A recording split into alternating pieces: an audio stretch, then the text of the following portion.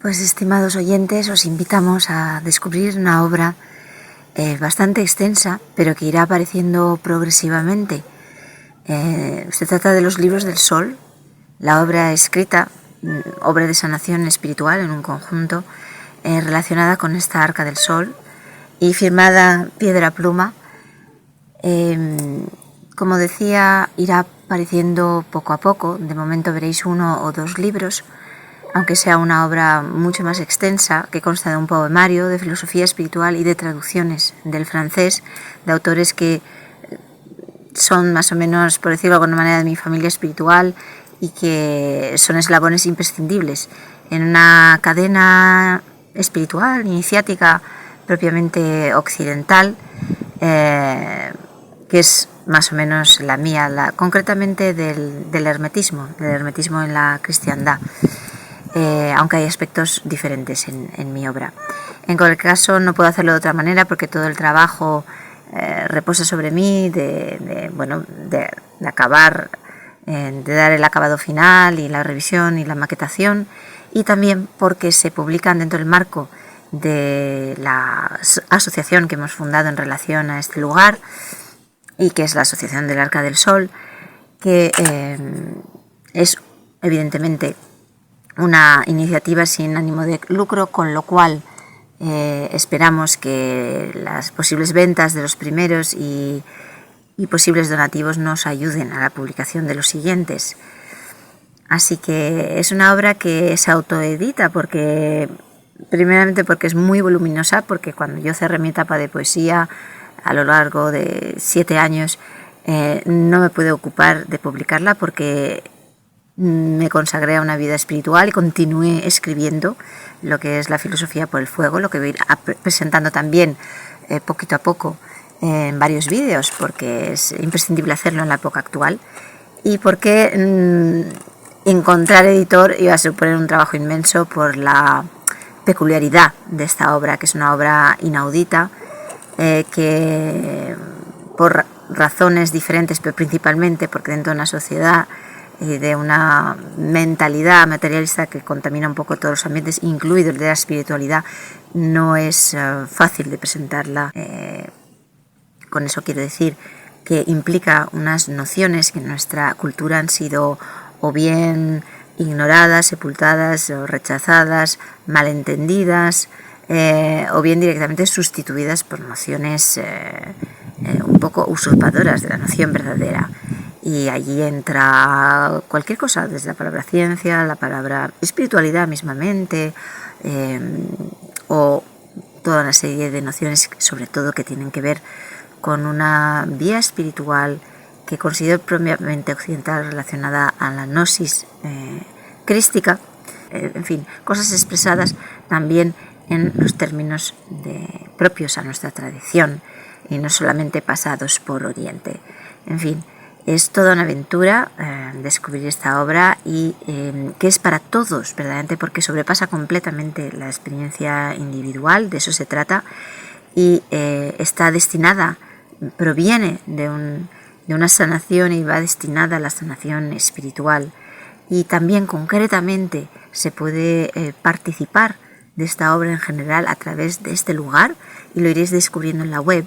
Para esto hay una newsletter a la que poder apuntarse para ir recibiendo en la actualidad mayor información y sobre todo detallada de la manera en un momento dado u otro de colaborar, y a través también de nuestro encuentro y de la posibilidad de venir a este lugar, y también las maneras concretas de colaborar, o bien con la asociación o apoyando a la publicación de los libros, etcétera. Todo esto lo podréis descubrir en la web, que también se irá afinando poquito a poco.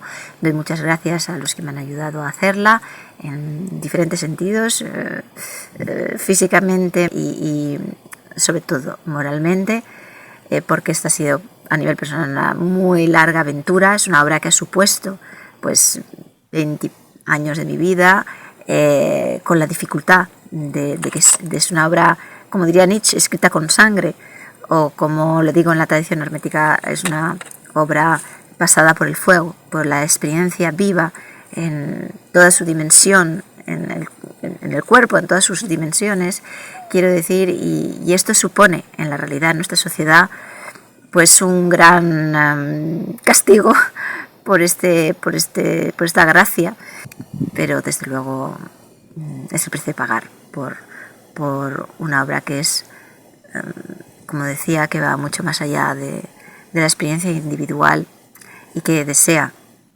aportar su granito de arena a la sanación de esta humanidad, que considero mucho más en peligro que el planeta en sí. Así que gracias por vuestra atención y bueno, que estamos todos unidos de alguna manera, pero espero que esta reunión se haga efectiva de un modo u otro.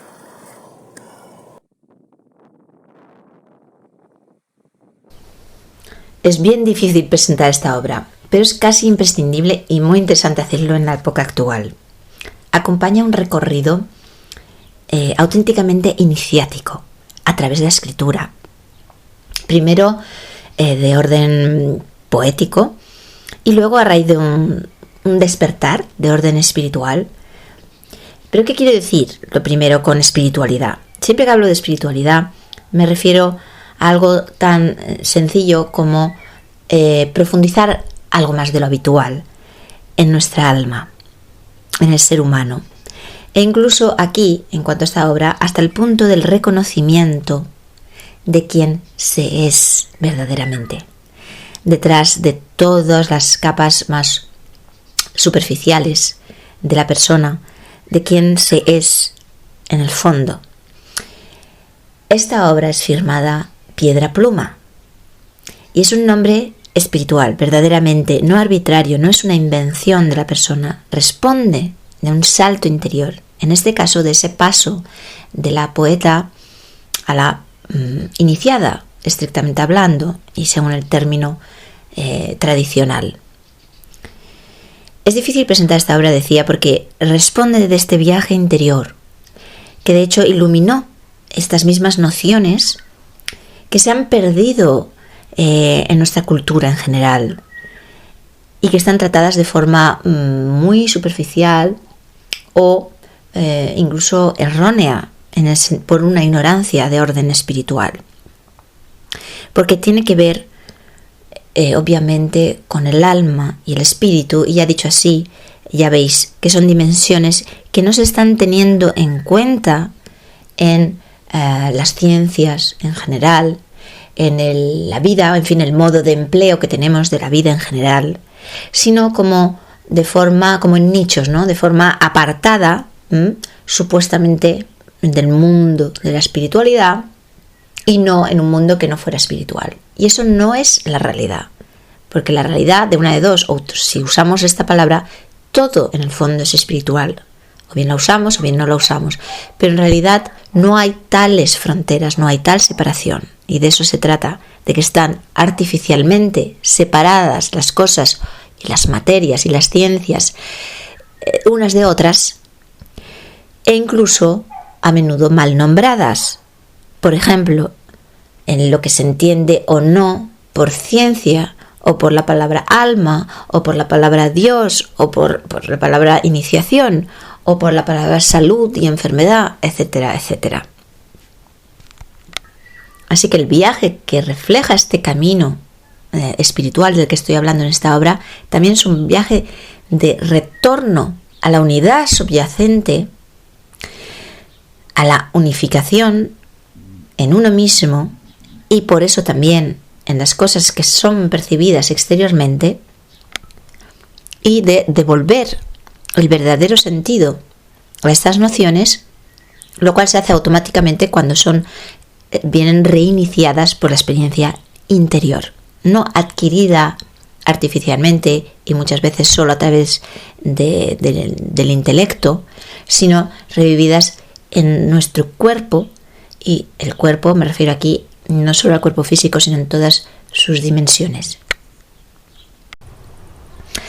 No se puede poner ninguna casilla porque precisamente apunta a lo que está antes de toda casilla, apunta a un retorno a lo uno, a lo antes de ser algo, alguien. Por esto sentí profundamente el no llamarme a mí misma poeta. En la época en que brotó inesperadamente, de hecho, a través mío, poesía, y apuntaba de forma totalmente inspirada, raptada, como se dice en la tradición por las musas, apuntaba lo que llamo poemas, nunca me identifiqué personalmente no lo cerré nunca en ser poeta. ¿Acaso hubiese dicho servidora de la poesía? No había esa identificación con ser algo o alguien. Con lo cual, lo que en una cultura materialista como la nuestra, es decir, desconectada de los planos y las dimensiones superiores del individuo, es considerado como una debilidad o con una carencia, por ejemplo, no ser alguien, y una necesidad inversamente convertirse en alguien en la vida, pues espiritualmente se ve como una falsedad por capas, evidentemente por grados diferentes, y como un obstáculo a lo que es el encuentro con la verdad y que está en el simplemente ser. O bien se le atribuye correctamente al plano que le corresponde. Por ejemplo, el ser poeta es una condición de alma. Pero si se convierte en una identificación personal, uno se está limitando en esa experiencia y autoatribuyendo unas capacidades o gracias, ya lo dice la palabra gracia o don, que no pertenecen propiamente a la persona, sino que fluyen. Eso es fundamental en esta experiencia. De hecho, el poemario es heteronímico. El hecho de que sea heteronímico refleja en la experiencia personal un camino de desintegración de lo que llamamos personal, en busca, sin saberlo claro en ese momento, de lo impersonal, y es decir, de lo que está más arriba, más en origen, y en este sentido más cerca de la verdad, de la desnudez. Entonces mis libros de poemas y mis poemas los veo han sido como escalones de ese camino, de ese recorrido iniciático de regreso a esa verdad desnuda y a una identidad real. Y esto explica, obviamente, que no tienen títulos, estos libros del poemario no tienen títulos atractivos, títulos literarios, porque la experiencia va mucho más allá de lo que es una aventura literaria. Están desnudos en el sentido que son testimoniales precisamente de ese decaparse de los yoes, ¿no? De esos yoes psicológicos que tenemos todos en nuestra psique. El aspecto de sanación espiritual, atraviesa toda la obra de Piedra Pluma y es su fundamento. A nivel de la poeta sentía ese, no por los acontecimientos de una vida personal, sino más allá, por un sexto sentido en cuanto a una especie de peligro, de urgencia para la humanidad, de un callejón sin salida. De manera consciente, sin duda lo achacaba a esa ausencia de alma, de conexión al espíritu. Se evidencia en el primer título que pose al primer compendio de mis anotaciones poéticas, que es el libro de Casandra. Me vino esa figura espontáneamente del mundo griego, esa profetisa que tenía la particularidad de que no se creía en sus vaticinios, y esa especie de profetisa de la catástrofe, ¿no? De la catástrofe inminente. Y mi poemario tampoco es no es casualidad que se cierra también con otro título significativo que hace muy directamente referencia a la piedra medicinal, puesto que el nombre me vino así hilado, tal cual en mi escritura, en una especie de autoiniciación por una conexión interior muy fuerte, y eso es muy difícil ponerlo en palabras, y anoté: mi nombre es Piedra. Curiosamente es que mi segundo apellido, esto es para la anécdota, es Piedra en catalán, y como había ido declinando esos seudónimos y transformando mis apellidos, bueno, eso es una historia que empieza por un juego poético y más mental y que acabó en una realidad espiritual. En fin, ese nombre de piedra pues designa muy directamente en el hermetismo al Hermes Cristo y en la alquimia a la piedra medicinal, y traduce muy directamente ese hallazgo después de esa investigación que ha sido acompañada por la escritura misma, de esa investigación, autoinvestigación pura, que yo la veo siempre como escarbó la tierra hasta dar con el manantial, ¿no? Es hallar esa fuente. En ese último escrito, que considero perteneciente al poemario propiamente dicho, pues salió a la luz, del inconsciente salió totalmente a la luz, emergió totalmente a la conciencia lo que es, pues lo que se llama en la tradición la medicina una. Y fue a través también de un encuentro con el Cristo, que no en vano se le llama el Salvador, y que de una manera esotérica presentó como la piedra.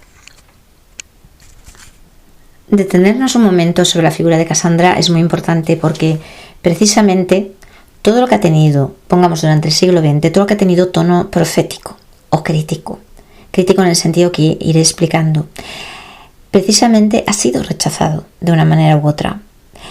Y le ocurre a Piedra Pluma con sus escritos cáusticos y con los autores, precisamente los que traduce también, puesto que, por ejemplo, alguien tan monumental como Lanza del Basto, subtítulo Las Cuatro Plagas, que es un título imprescindible, en español lleva más de, 70 años o así, casi sin publicarse. ¿Por qué? Porque es un compendio perfecto de la comprensión verdadera del origen del mal de nuestra civilización, concretamente de nuestra cultura occidental, y propone muy directamente el remedio. Y eso no lo quieren, no se quiere saber.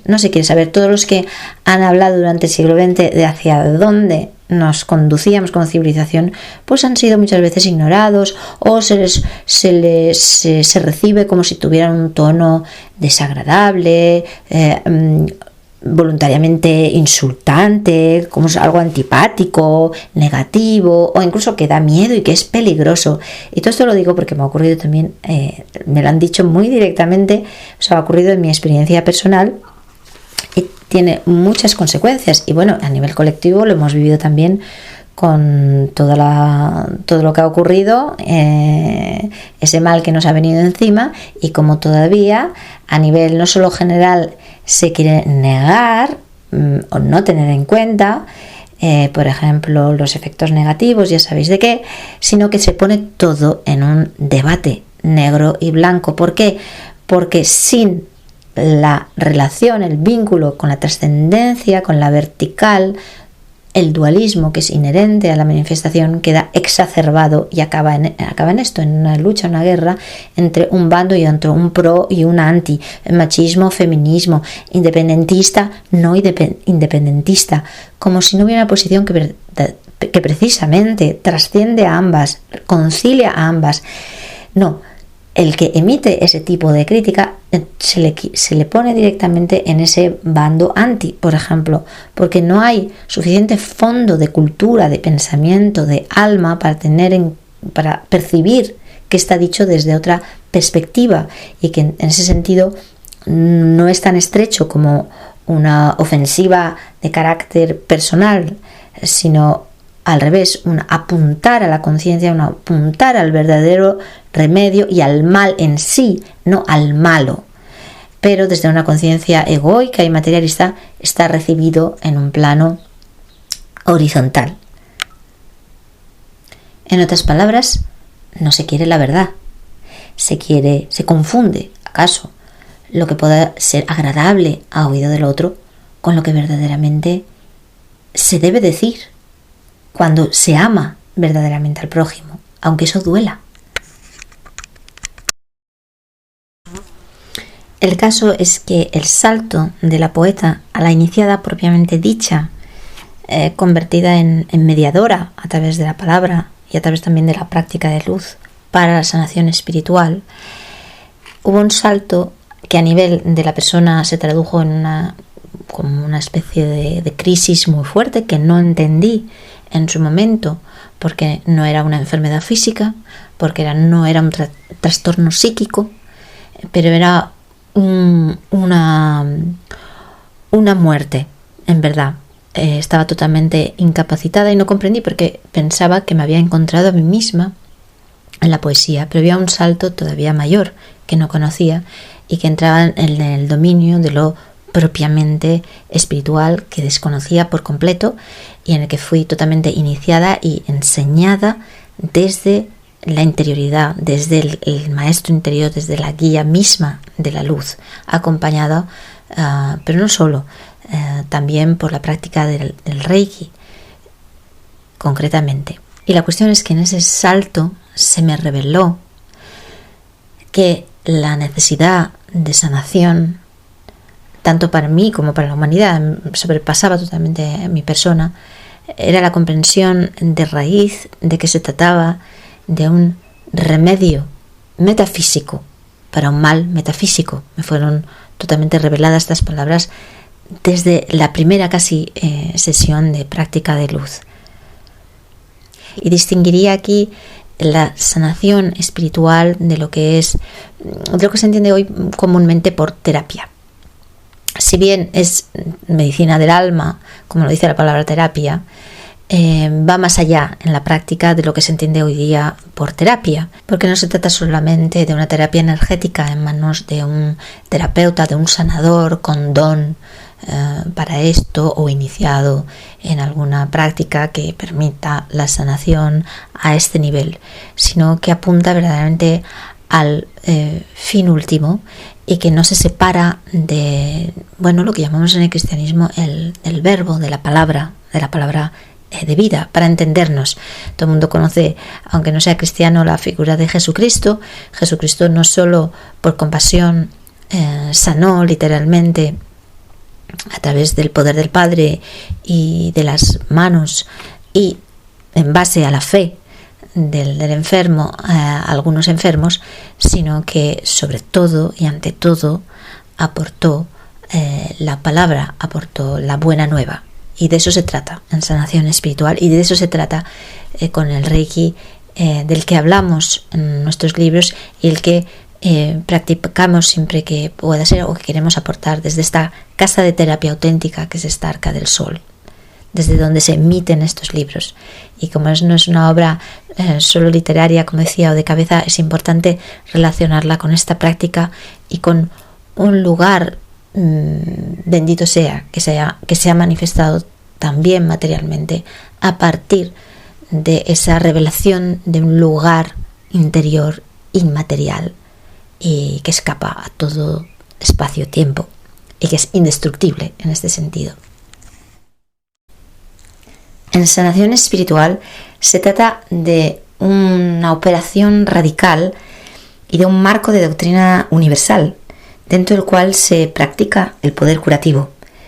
Entonces la curación se opera según leyes que rigen los distintos planos de realidad, pues por ejemplo el astral, moviendo la luz astral, pero así como un magnetizador, usando el término que se ha quedado en Francia porque lo usó Mesmer, puede aplicarse sin tener en cuenta, digamos, un conocimiento de un plano todavía superior.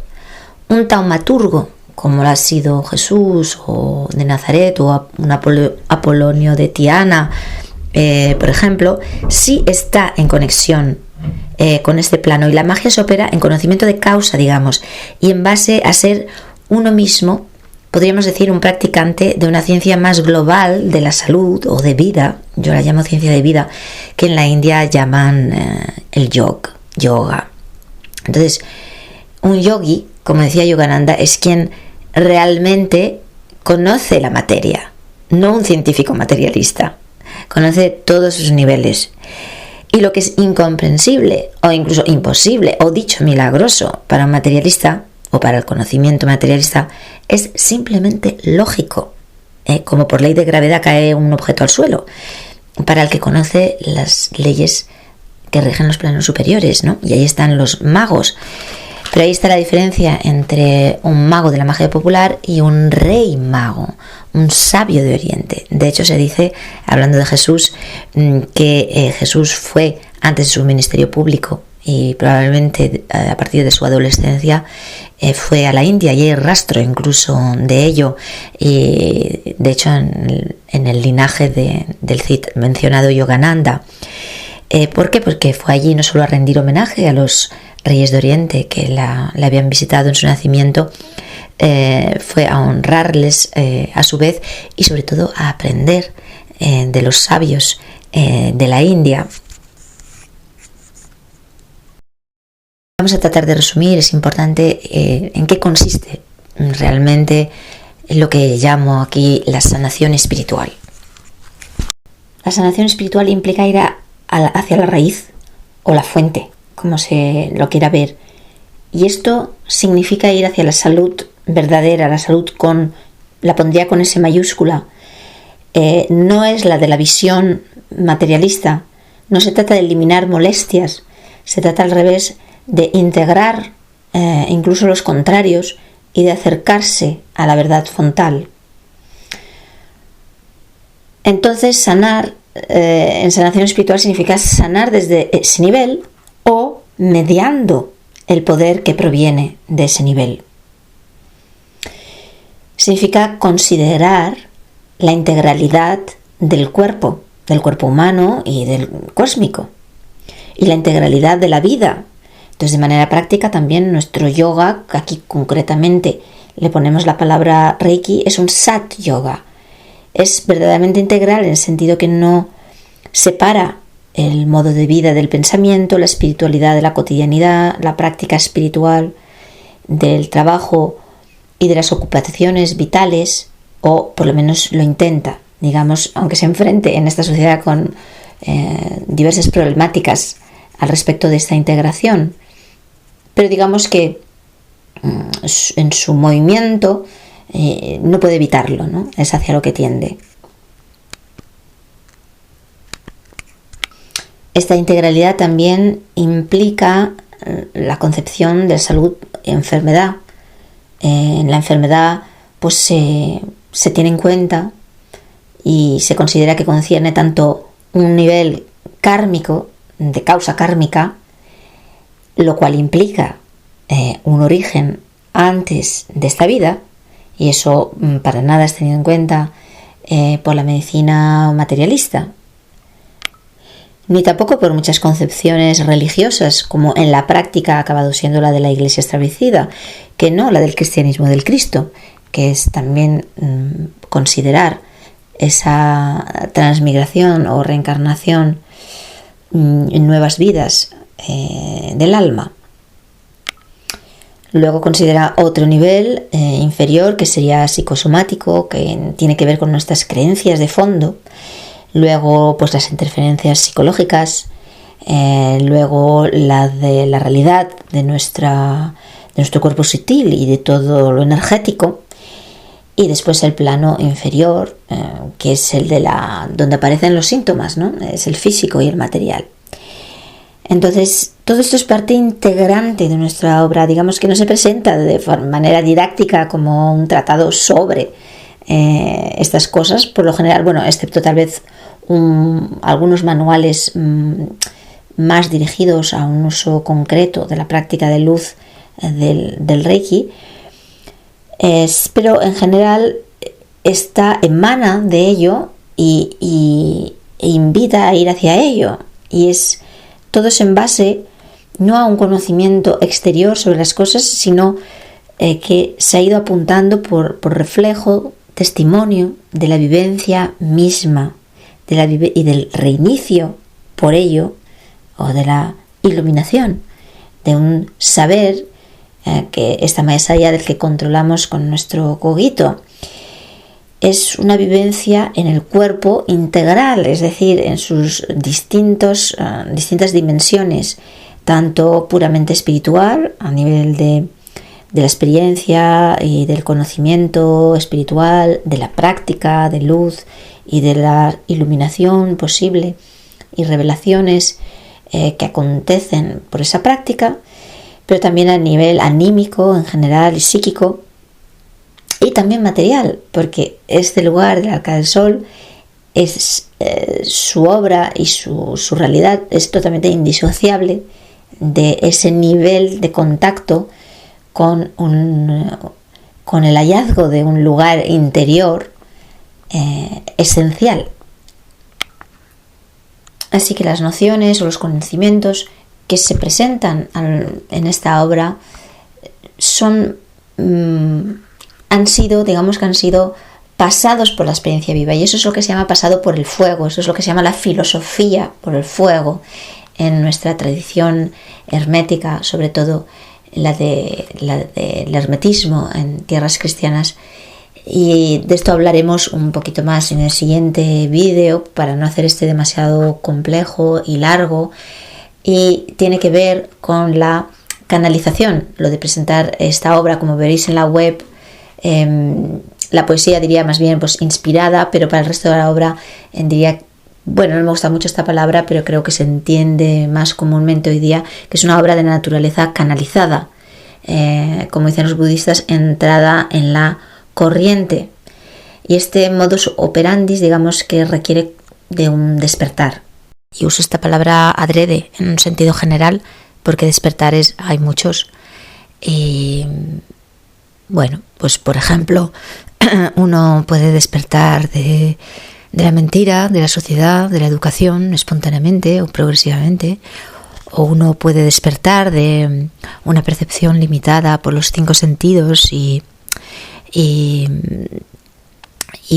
con ese contorno también limitado de lo puramente mental, y pasar a una percepción que va más allá de los sentidos, tener, por ejemplo, una proyección astral espontánea, una salida del cuerpo, en fin.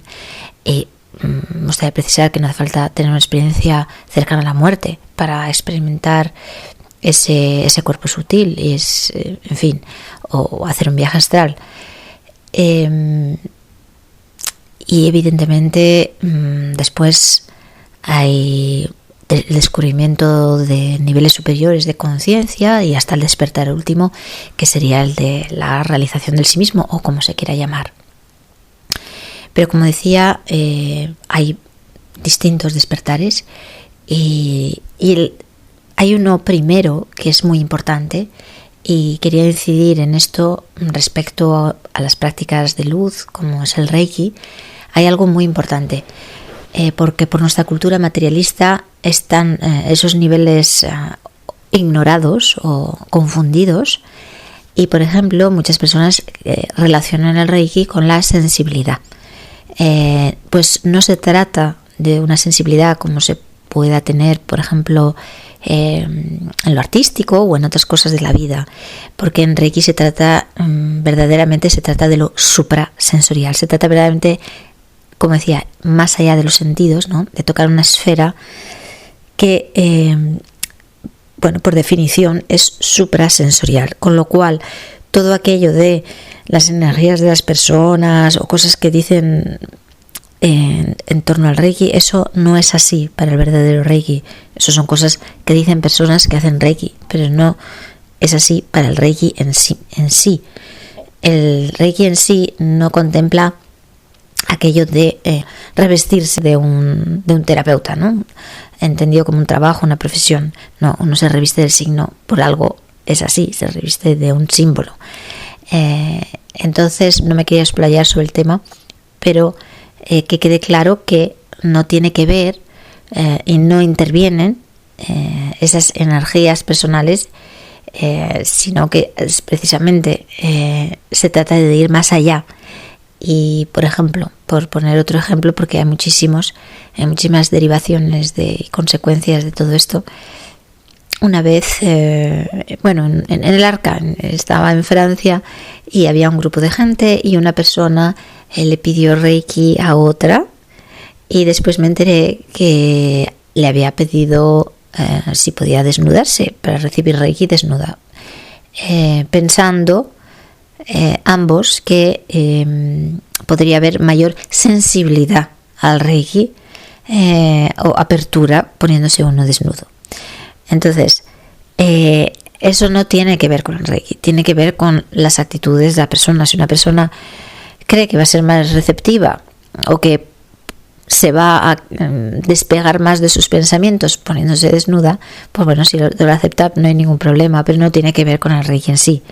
Y verdaderamente no va a ser un Reiki en sí mismo más potente porque uno se ponga desnudo, o porque uno esté tocando, ¿no? Como algunas personas aprietan a veces las manos, pues es una visión limitada, porque precisamente se trata de ir más allá de lo sensitivo, con lo cual no tiene que ver tampoco con que una persona que de natural sea sensible vaya a ser más perceptiva, ni siquiera para lo energético. No siempre es así, o va a estar más, va a tener mayor propensión a tener experiencias de despertar a través del Reiki. No es así, inversamente lo mismo. Otro ejemplo que me parece significativo es que en una ocasión que tuve las manos más que doloridas, completamente casi inhabilitadas por una sobrecarga brutal cuidando a una persona dependiente, no me impidió hacer Reiki, así como me hubiese podido impedir hacer un masaje. Aunque fuese sobreponiéndome al dolor, igual ni siquiera hubiese sido efectivo. Sin embargo, en el caso del Reiki, digamos que no solamente me ayudaba a sobreponer y a olvidar completamente lo que era el dolor sensible, sino que tuve, por ejemplo, la percepción por una visión de lo que ocurría a nivel energético, que simplemente pues tenía como unas manos de jade, como las máscaras de jade, esas preciosas mallas, porque el jade es ese color muy significativo en la sanación, pues las tenía como, bueno, realmente como esas máscaras, como en mosaico, ¿no? Es decir, que tenía como el paso energético como fracturado, ¿no? Por esa situación a nivel físico. Pero sin embargo, si subimos más allá incluso del nivel energético, lo que es el paso, vamos a decir, espiritual, queda absolutamente intacto. Da igual como uno tenga las manos. E incluso, como decía, ayuda a sobreponerse y a olvidar completamente la sensibilidad y lo sensitivo, ¿no? Hay un tipo de despertar que solo puede hacerse por un vuelco interior. Tiene que estar el alma madura para ese momento, sea cual sea ese nivel de despertar. Pero hay otro tipo de despertar que también es importante o que puede ayudar a canalizar o a asentar el otro, y que depende de nuestra voluntad y de nuestra apertura de mente, y que es muy importante despertar sobre un hecho que es cultural, que es de toda nuestra sociedad por entero, que es nuestro condicionamiento materialista y nuestra tendencia al racionalismo, y con ello el prejuicio asociado, sobre todo desde ese egregor en relación a la religión, a la espiritualidad, desde una cultura que es mayoritariamente la del culto a la razón, desde la Revolución Francesa, sobre todo, así como establecido y entronizada, que hace que se haya hecho un popurrí de todas las nociones, que haya un gran desconocimiento de todas las nociones, también a nivel intelectual. Es cierto que sin la experiencia anterior es más difícil comprenderlo, pero hay un margen para que no haya excusa de que por lo menos intelectualmente se distingan unas nociones de otras y se cese de aprovechar esa confusión y esa ignorancia siempre en favor de algún interés que no ayuda a nadie finalmente. Y con eso nuestros libros y nuestras charlas espero que ayuden a aclarar y a sobrepasar ese condicionamiento y ese prejuicio, esos prejuicios en plural que se tiene en el materialismo acerca de la religión o de la iglesia histórica, etc. Esto queda en ese popurrí inmediatamente asociado y no hay ninguna sensibilidad ni noción de manera general, culturalmente hablando, sobre la metafísica, sobre la noción del Cristo, metafísica, por ejemplo, de la gnosis cristiana, de la espiritualidad, en su esencia, de lo que es la fe, que no tiene nada que ver con una creencia a ciegas, ni con la palabra creencia, de lo que es también la diferencia entre doctrina, en el sentido de la doctrina subyacente a toda la religión. Se ha llamado en la tradición, por ejemplo, de doctrina eterna, y en el hinduismo Sanatana Dharma, porque tiene que ver con la verdad, algo inamovible, universal y eterno. Y todo eso no tiene nada que ver con dogmas que hacen las mentes humanas, estrechando y desviando, que sea de manera voluntaria o involuntaria, hacia ciertos fines y cuestiones que estrechan completamente e impiden muchísimas veces nuestra verdadera realización espiritual. Sepan que de la Zambrano a servidora no va la letra, sino como una deriva del genoma. Con todos mis respetos, señora, nuestros repliegues encefálicos son farragosos y no tan claros. Si bien, por un hilo iluminados, se vuelven pronto un nuevo enrejado para el alma. La Sorbonne, en filosofía doctora, pero no tiene el poder transmutador que honra más allá de la persona. Es como una ingeniería eléctrica comparado con el fénix. El conjunto y cogito neuronal es insigne, pero sin consumir la identidad en ceniza no habrá vuelo de luz. Solo el paso por el cuerpo en toda su dimensión per ignem nos procura saber real y libertad suprema. El filósofo puro pone toda la carne en el asador hermético y la cátedra deja al cielo.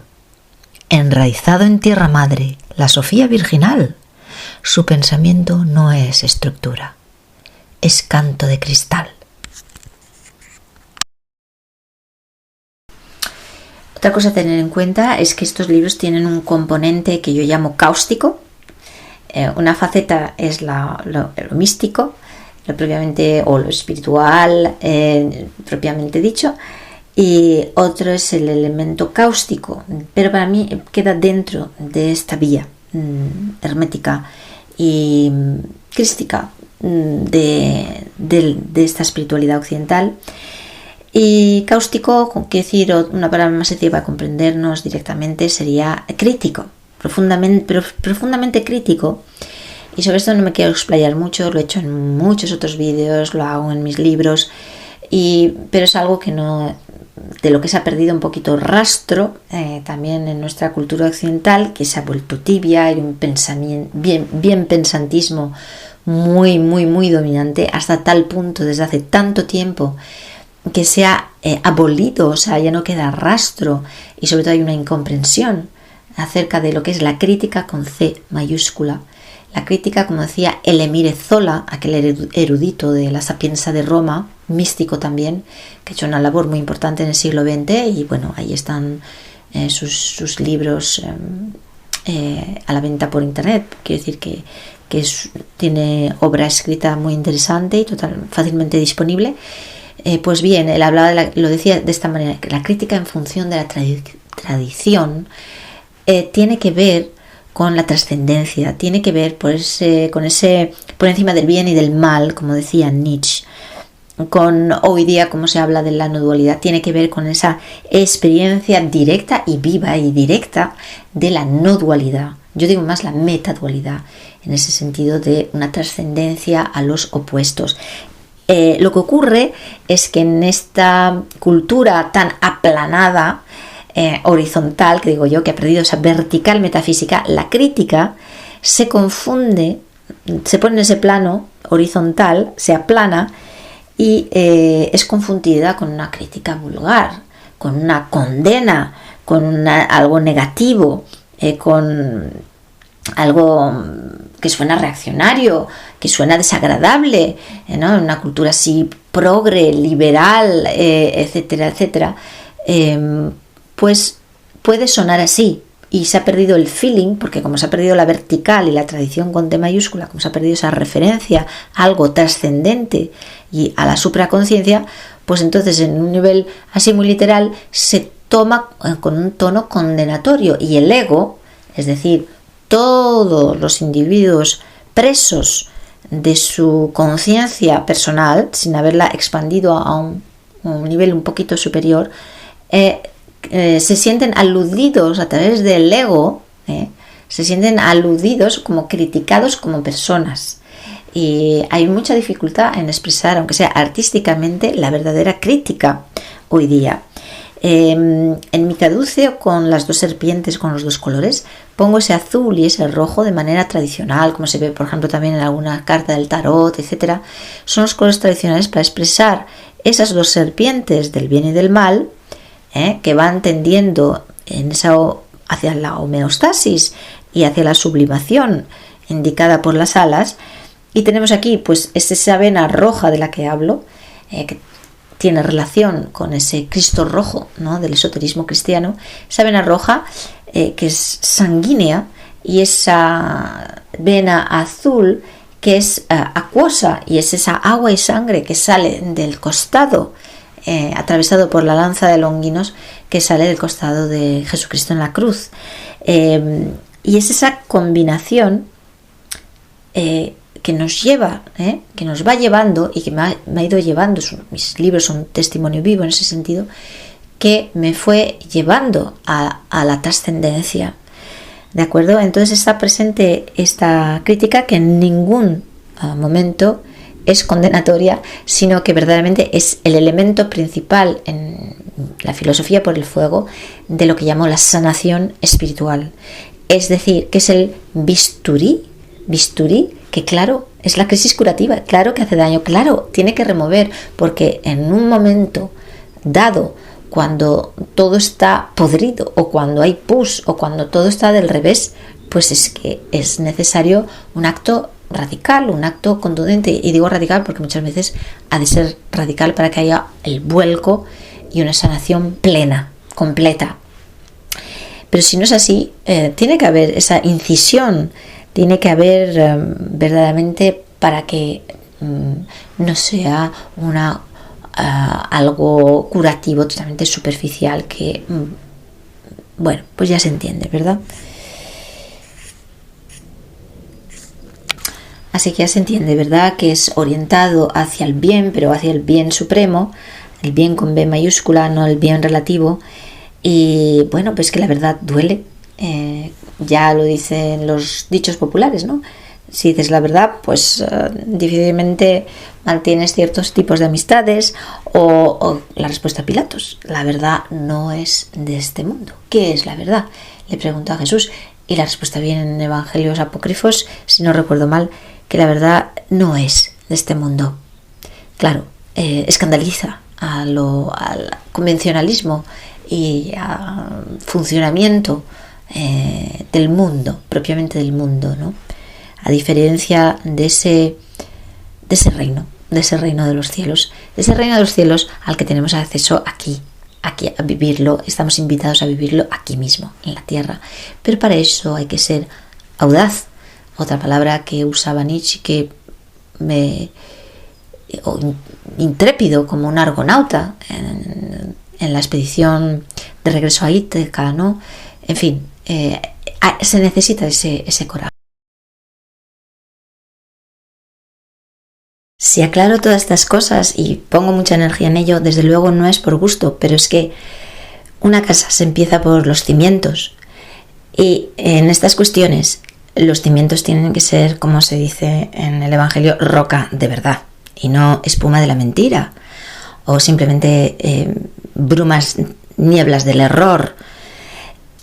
Así que es necesario, por la incomprensión o la ignorancia o la desviación, ya sea inconsciente o interesada, y la mentira, diría incluso, dominantes en torno a muchas nociones y realidades, como decía en la introducción, pues metafísicas, espirituales, religiosas. Y esto afecta no solo a la reflexión teórica, no lo estoy haciendo para una reflexión teórica sobre todo ello, sino que ha afectado muy directamente, está afectando la práctica espiritual, la de sanación, la vida de las personas, su mentalidad, sus creencias y por lo tanto su salud e incluso la supervivencia de la especie o del planeta. Y son el origen y el fin de esta obra que estoy presentando, la razón de ser de todos estos libros que son como un vehículo y no un producto del mercado, y también la razón de ser de esta y el fundamento de esta Casa del Sol que quisiéramos ver multiplicarse como ashrams occidentales o centros de terapia auténtica, de terapia verdaderamente integral.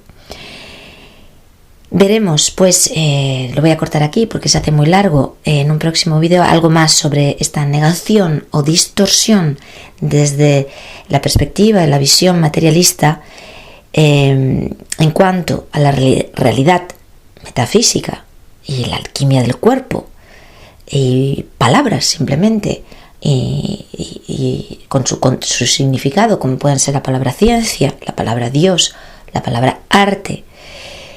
Y en qué una obra como esta, una obra canalizada, como se dice hoy día, sirve para subsanarlo. Porque lo que no puede ser es que desde la abolición de los niveles superiores y de este aplanamiento en una sola dimensión, que es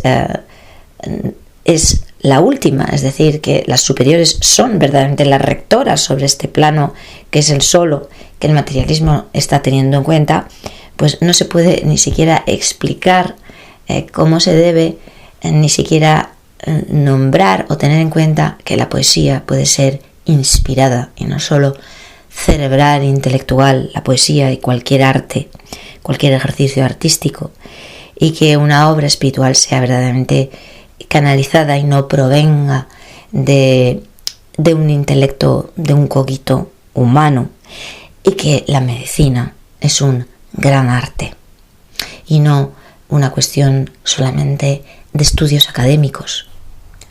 Apolo de rubia cabellera, Dios que vence con sus certeras flechas de amor a la Pitón, Dios de la medicina y de las artes, sobre todo de la inspiración poética. Él es el conductor del carro solar.